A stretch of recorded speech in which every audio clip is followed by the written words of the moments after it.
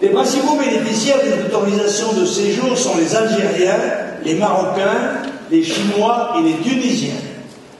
Manuel Valls s'est en outre engagé cet été auprès du gouvernement marocain à faciliter l'octroi de visas en réduisant, je le cite, le nombre de documents exigés.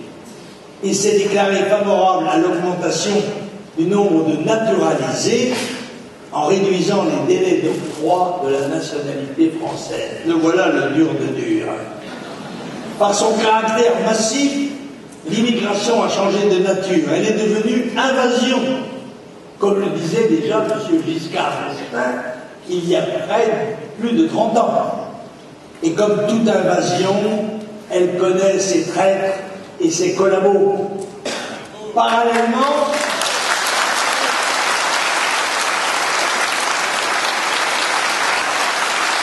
les chiffres d'expulsions sont dérisoires. Moins de 30 000 expulsions officielles sont effectuées tous les ans et parmi celles-ci, 10 000 retours sont aidés concernant principalement les Roms d'Europe de l'Est qui n'ont jamais ni su ni voulu s'intégrer aux sociétés européennes qu'ils côtoient pour certaines depuis 5 siècles qui disent « nous sommes comme les oiseaux, nous volons naturellement ».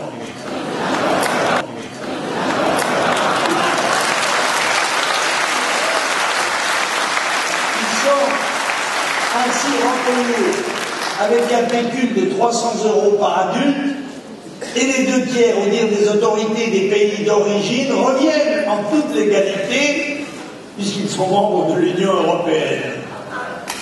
Plus de 20 000 clandestins sont régularisés chaque année, c'est-à-dire plus que le nombre d'expulsions.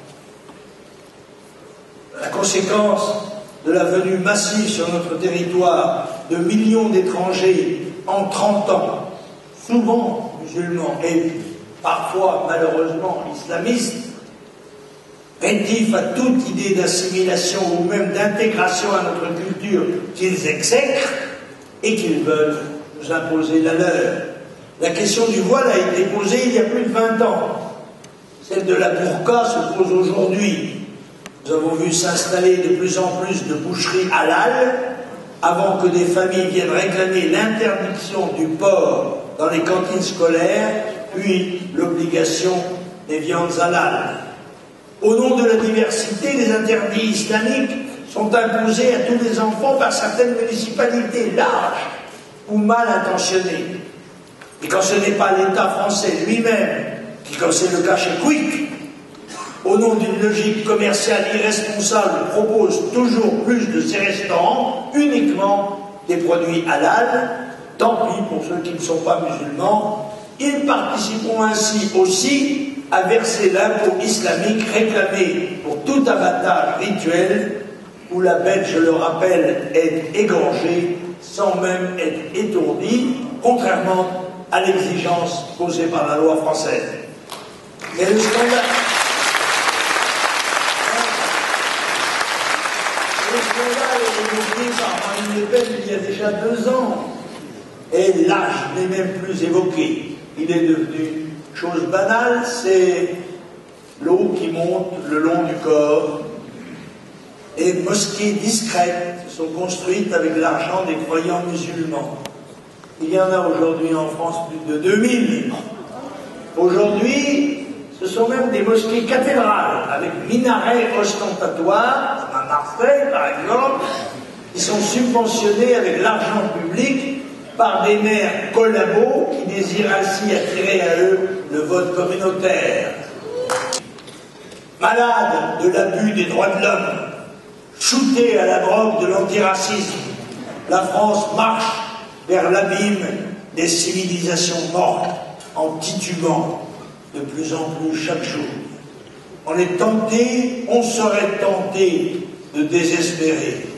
Que l'on ne savait pas que chez nous l'histoire a connu des sursauts providentiels et que la France n'a souvent dû son salut qu'à des minorités plus lucides et plus courageuses.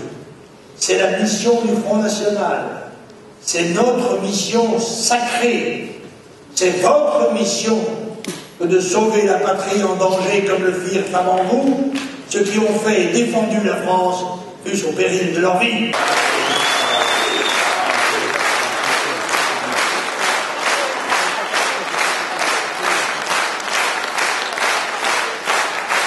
Il a fait un discours qui a d'abord été une architecture de données statistiques.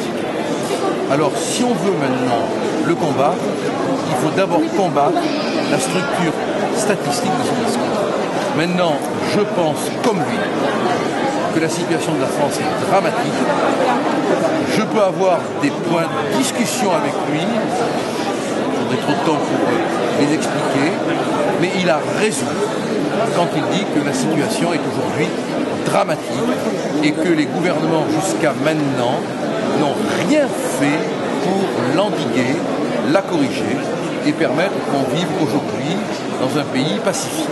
Je veux dire qu'il suffit d'ouvrir les yeux pour constater que la situation est effectivement explosive. Et ça, c'est la faute des politiques qui ont été suivies depuis des années.